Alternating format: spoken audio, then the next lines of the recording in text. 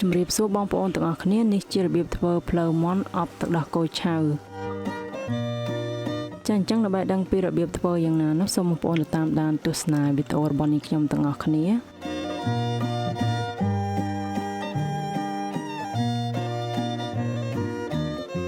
ចាដំបូងនេះខ្ញុំកាត់រើសជីវ៉ាន់ស៊ុយចំនួន2រើសហើយក៏មានម្រេចចំនួន1ស្ព្រាកាហ្វេហើយខ្ទឹមស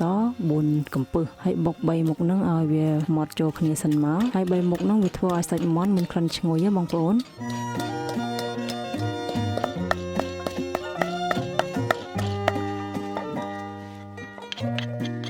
បន្ទាប់ពីបុករួចរាល់ហើយខ្ញុំយកវាមកលាយគ្រឿងមានស្ករត្នោតកន្លះស្ព្រាបាយប៊ីចេង1ស្ព្រាកាហ្វេអំបិលកន្លះស្ព្រាកាហ្វេម្សៅស៊ុបសាច់ជ្រូក1ស្ព្រាកាហ្វេទឹកស៊ីអ៊ីវ1ស្ព្រាបាយប្រេងខ្យង1ស្ព្រាបាយបន្ទាប់មកខ្ញុំកូរឲ្យបាយទាំងអស់ហ្នឹងវារលាយបានល្អសិន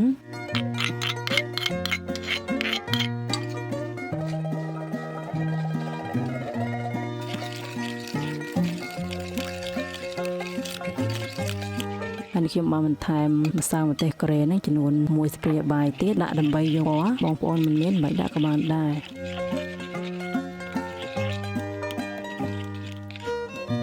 ចំណែកភ្លើងមាន់នេះខ្ញុំមានចំនួន3បងប្អូនហើយ3ហ្នឹងមានទម្ងន់8ខាំមុននឹងយកទៅប្រឡាក់នេះខ្ញុំយកវាមកវះឆូតអញ្ចឹងណាបងប្អូនដើម្បីឲ្យវាឆាប់ចូលជាតិណា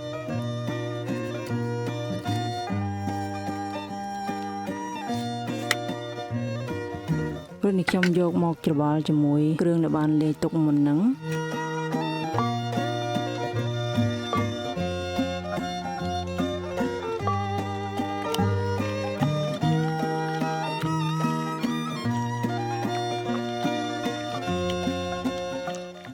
ចាប់បន្ទាប់ពីច្របល់បានមួយសន្ទុះនេះខ្ញុំចាក់ទឹកដោះគោឆៅចូលចាក់ទឹកដោះគោឆៅនេះខ្ញុំដាក់អស់មួយកំប៉ុងហ្នឹងទេណាបងប្អូនចាំបន្ទាប់ពីដាក់ទឹកដោះគោឆៅហើយច្របល់វាបន្តិចនេះខ្ញុំផ្អាប់ទុករយៈពេលកន្លះម៉ោងសិនបងប្អូនមានពេលអាចផ្អាប់ទុកយូរជាងហ្នឹងក៏បានដែរ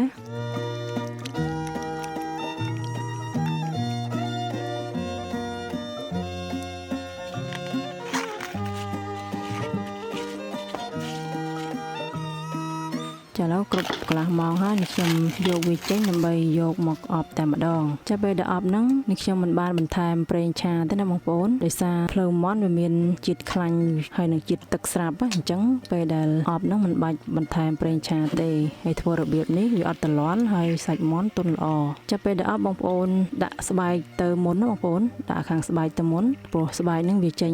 ជាតិខ្លាញ់ចាំបន្ទាប់ពីអប់បានមួយសន្ទុះនេះខ្ញុំប្រែវាមកខាងទៀតមក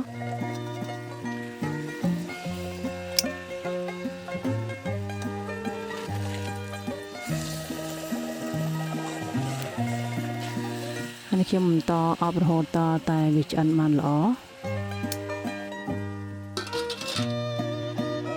ចាឥឡូវឃើញថាវារីងទឹកហើយក៏ឆ្អិនបានល្អហើយដែរនេះខ្ញុំស្រង់ចេញដើម្បីយកមកហូបបានហើយពេលដែលហូបនេះខ្ញុំផ្ទាប់ជាមួយសាឡាត់ហើយក៏មានបន្ថែមនៅល្ងសបន្តិចដើម្បីឲ្យវាមានសោភ័ណភាពណាបងប្អូនល្ងសណាបងប្អូនមិនមានកំបាច់ដាក់ក៏បានដែរតែនេះខ្ញុំរោយបន្តិចទៅវាមានក្លិនឈ្ងុយហើយវាមានសោភ័ណភាពស្អាតផងដែរ